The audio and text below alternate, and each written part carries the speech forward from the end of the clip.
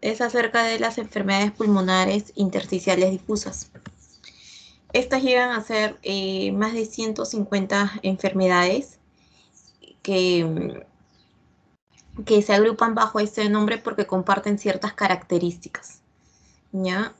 Se han creado varias clasificaciones, pero esta es una de las más usadas, que es la clasificación va en las neumonías intersticiales idiopáticas, aquellas EPIT, porque esa es su siglas, EPIT, de causas conocidas o asociadas, y aquellas que son primarias o están asociados a procesos no bien definidos, ¿no?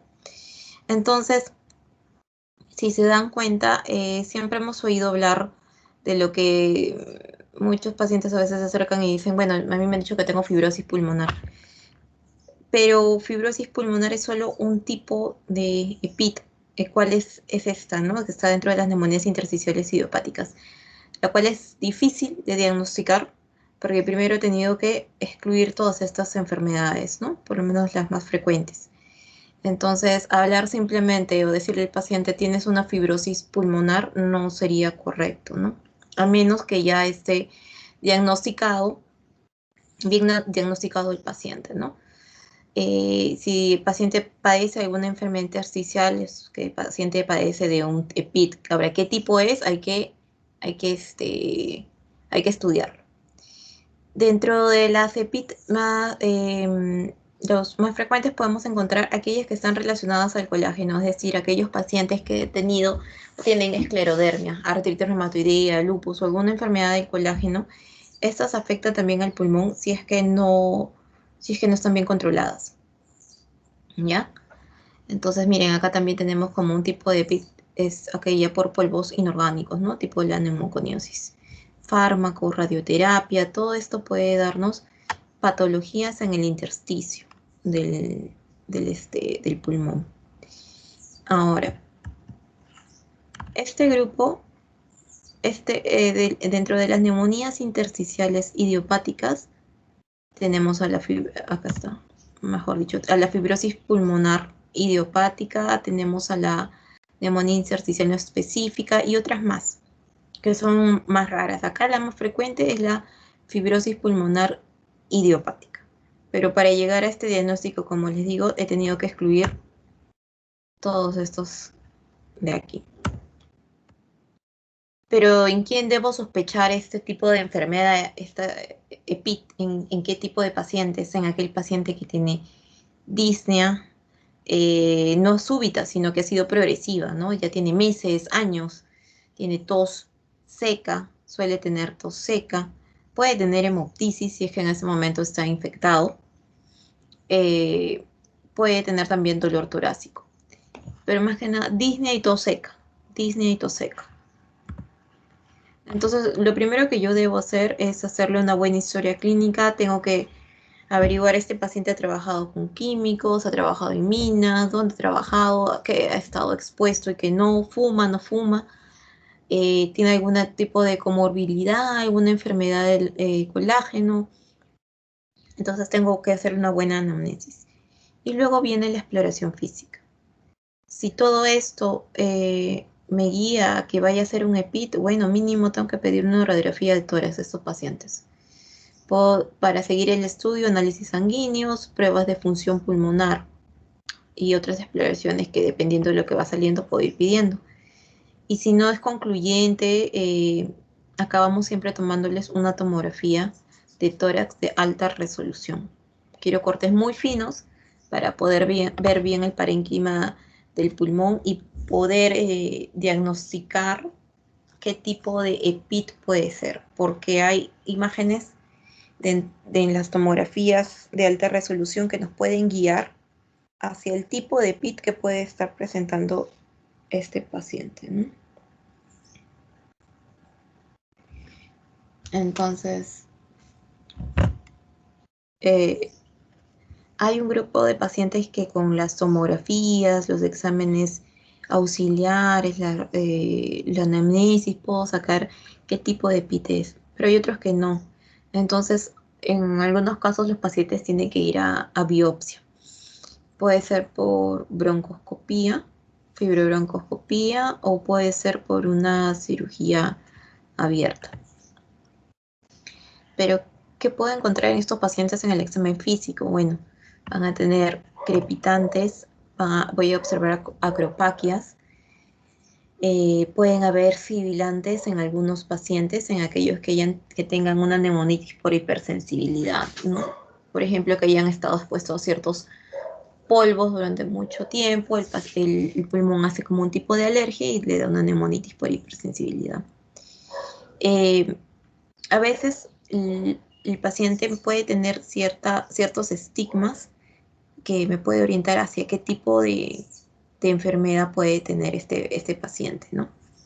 ¿Qué otra cosa puedo encontrar en el examen físico? Si el paciente ya tiene mucho tiempo con disnea, y si tiene disnea es porque hay algún tipo de hipoxemia dentro de él o alguna insuficiencia respiratoria que todavía no ha sido diagnosticado, lo más probable es que vaya a progresar a una hipertensión pulmonar. Es decir, las presiones de la arteria pulmonar van a aumentar hasta podrían igualarse las presiones de las arterias sistémicas, ¿no? Y esto ocasionar un daño en el corazón derecho o un cor pulmonar. ¿Y cómo puedo ver esto? El paciente va a estar con edemas, hepatomegalia, ingurgitación yugular, ¿no? Esto es importante. Pero también dije que puede tener ciertos pacientes, ciertos estigmas, ciertas características que me pueden hacer pensar que este paciente tiene esta enfermedad que también puede afectar el pulmón, ¿no?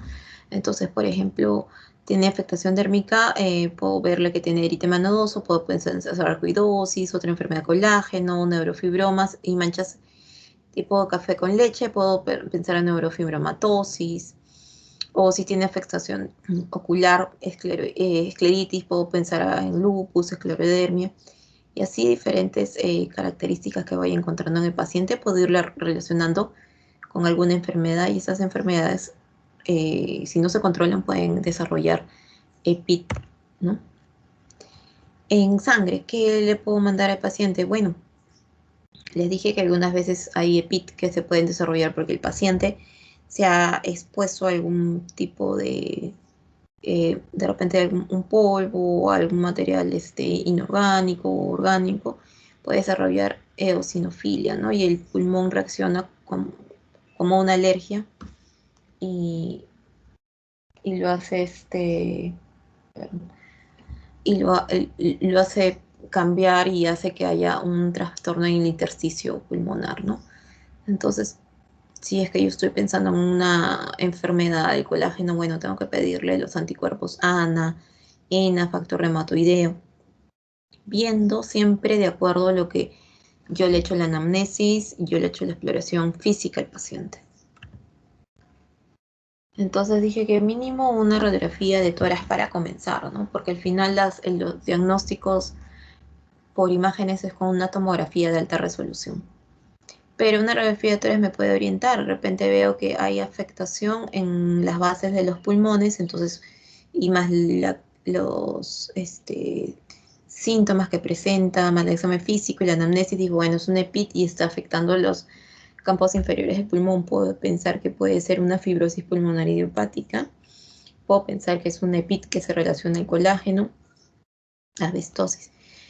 Si está afectando el campo pulmonar superior, puedo pensar en silicosis, sarcoidosis, en neumonitis por hipersensibilidad, que antes se llamaba alveolitis alérgica extrínseca. Y así si es que veo adenopatía, sarcoidosis, que no es muy común acá en Perú, pero podría ser, ¿no?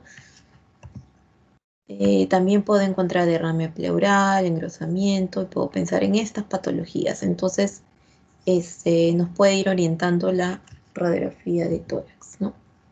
Por ejemplo, en este paciente que tiene un patrón reticular, nodular, bilateral, compromete tanto ápices como bases.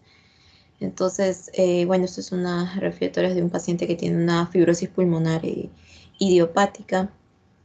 Eh, si se dan cuenta, hay un buen espacio entre las costillas, intenta tener un enfisema compensador a pesar de que los pulmones tienen tamaño pequeño, ¿no? Ahora, si yo ya tengo a mi paciente con una PIT, tiene un examen físico sugestivo de PIT, tiene unas imágenes sugestivas de PIT, tengo que mandarle a hacer unas pruebas de función pulmonar, porque yo tengo que saber si este paciente viene por disnea. Entonces, tengo que ver qué tan deteriorado está esa ventilación, esa difusión de gases. Y nos va a orientar en el pronóstico y qué tanto evoluciona el paciente, porque estos pacientes, una vez que se diagnostican, les tomo esta prueba de base y luego la puedo hacer de manera anual e ir comparando si es que se va deteriorando o no la función pulmonar. A veces los pacientes ni tienen disnea, ni dolor, ni nada, y hacerle una prueba de función pulmonar por primera vez, hasta en un 15% es la primera manifestación del EPI, ¿no? En asintomáticos. Otra cosa importante que tenerla normal no excluye el diagnóstico de pito. ¿Qué es lo que puedo encontrar? Sabemos que la primera prueba que voy a realizar en el paciente va a ser una espirometría, y en la espirometría lo que voy a encontrar es un patrón sugestivo de restricción, ¿ya? Si yo encuentro un patrón sugestivo de restricción, la otra prueba que yo debería hacer para medir volúmenes sería la pletismografía. Hay ciertos EPIT que puedo encontrar patrón obstructivo, ¿ya? Pero generalmente a ver, ¿cómo digo? Para cuando les preguntan en los exámenes de residencia o en el ENA, siempre le dice el típico patrón que puedo encontrar en una espirometría es el patrón restrictivo. Entonces le dije, ya tengo un patrón restrictivo, yo tengo que medir qué volúmenes están disminuidos en este paciente. Entonces le tengo que pedir una pletismografía. Mediante la pletismografía puedo medir las capacidades pulmonares totales y las subdivisiones, ¿no? Y estas van a estar disminuidas porque yo estoy ante un pulmón chiquito, duro, ¿ya? De ahí le tengo que pedir una difusión de monóxido de carbono para ver cómo es que está la difusión de oxígeno, el dióxido de carbono, ¿es adecuado o no? Y lo vamos a encontrar, lo típico que podemos encontrar es que esté disminuido. Ya, esto también acuérdese, porque esto también son preguntas típicas de examen de residencia.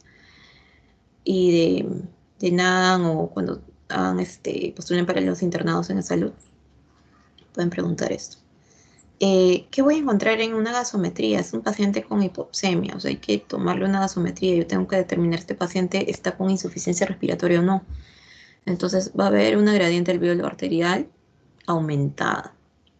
Y al inicio puede haber hipocamia. Pero en casos más avanzados ya voy a empezar a ver hipercamia. El paciente va a empezar a retener CO2. Pero como en todas patologías hay diagnósticos diferenciales, ¿ya? Yo también puedo encontrar disnea y tos en ocasiones seca en los edemas agudos de pulmón e insuficiencias cardíacas. Las bronquiectasias también me pueden dar disnea, dolor torácico. Por lo general, lo típico es encontrar pacientes con broncorrea, pero podría ser que encuentre también pacientes que no tienen mayor expectoración, ¿no? Que tienen pocos bronquiectasias, ¿no? En neumonías, en metástasis por cáncer, también me dan ese patrón reticular en las radiografías de tórax, ¿ya? Ahora, ¿por qué es tan importante diagnosticar esto a tiempo? Por las complicaciones que van a venir, que van a aparecer en los pacientes. Si ya les estoy diciendo que es una enfermedad que ocupa el intersticio del pulmón, va a haber ahí una disminución en la difusión. Entonces va a generar algún tipo de hipoxemia que puede llegar a ser insuficiencia respiratoria. Estos pacientes, a veces, dependiendo del EPIT que es, pero si es el EPIT de un tipo fibrosis pulmonar idiopática, progresa y no tiene cómo parar, y lo único que hay que hacer es darle oxígeno. Eh, Otras complicaciones son infecciones respiratorias. Estamos ante un parénquima pulmonar que no es normal, un parénquima pulmonar que está duro, que hay que como se ha distorsionado la arquitectura, empieza a traccionar los bronquios y empiezan a haber bronquiectasias de tracción. Además, cuando el paciente tiene algún tipo de exacerbación de la misma PIT, se le da corticoides. Y eso sabemos que puede inmunosuprimir al paciente, entonces lo condiciona a mayores infecciones. Es un parénquima que no es normal, puede haber aumento de la incidencia de TB. Lo otro que puede haber es una complicación de hipertensión pulmonar, que luego va a comprometer al corazón.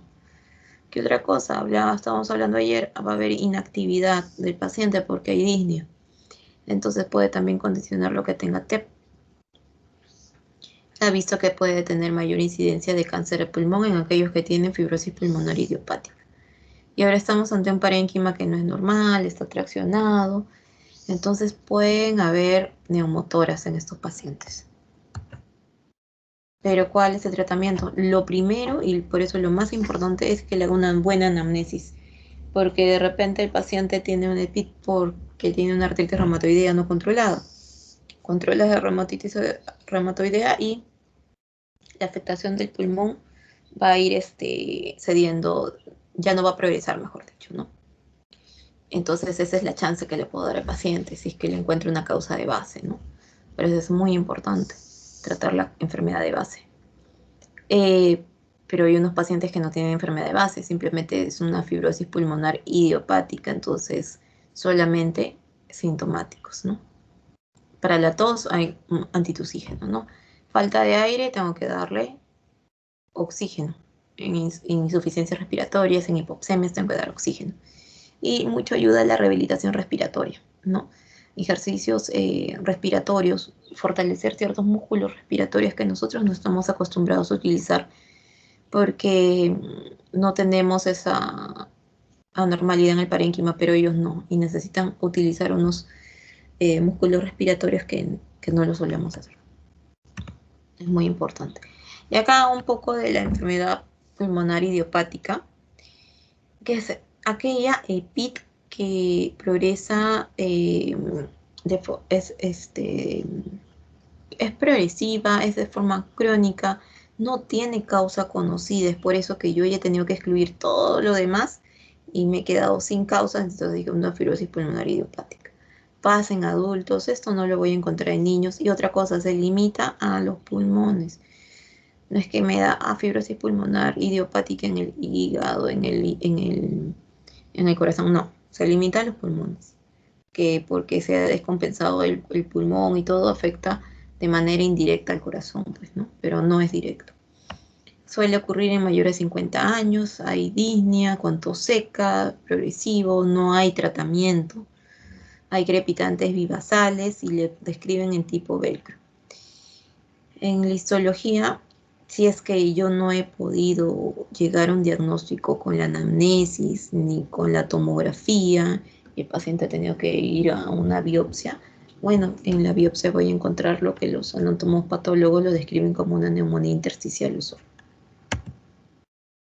Bueno, acá lo que me quiere decir es que yo he descartado todas las causas de EPIT posible.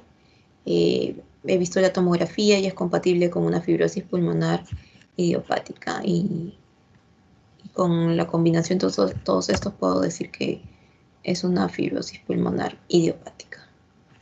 Bueno, y acá están los patrones o cómo se vería en una tomografía de tórax. Vamos a ver acá, este es el patrón típico de la fibrosis pulmonar idiopática en una tomografía, porque va a haber un patrón tipo reticular que está subpleural, bivasal. Acá vamos a ver, por ejemplo, este es un patrón en panal de abeja, subpleural porque está junto a las pleuras, bivasal en ambos bases. Generalmente empieza en bases y se va hacia arriba. Ya, panal de abeja, porque si se dan cuenta son varios espacios tipo quísticos que están en varias hileras. Entonces esto quiere decir que ya es una enfermedad avanzada. Acá ya no hay tejido pulmonar que haga ningún tipo de difusión, ¿no? Está muerto. Y esto no le voy a dar algo y de pronto va a regenerar. No, eso es mentira. Eso no, eso queda así.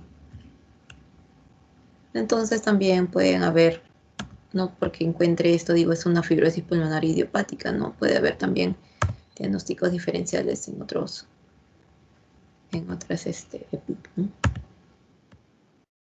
Un poquito más de esto. Bien, a ver, chicos, preguntas.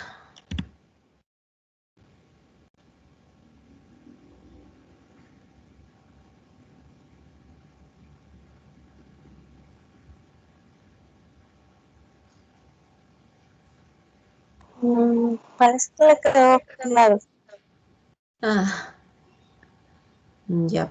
Entonces, bueno, eso era los EPIC. Creo que si quedó claro, bueno, está bien. Si tienen preguntas y ahorita no las hacen mediante su delegada, pueden mandarle las preguntas y las podemos ir resolviendo. Me avisan, pues, si es que tienen alguna pregunta en estos días antes del examen, por favor.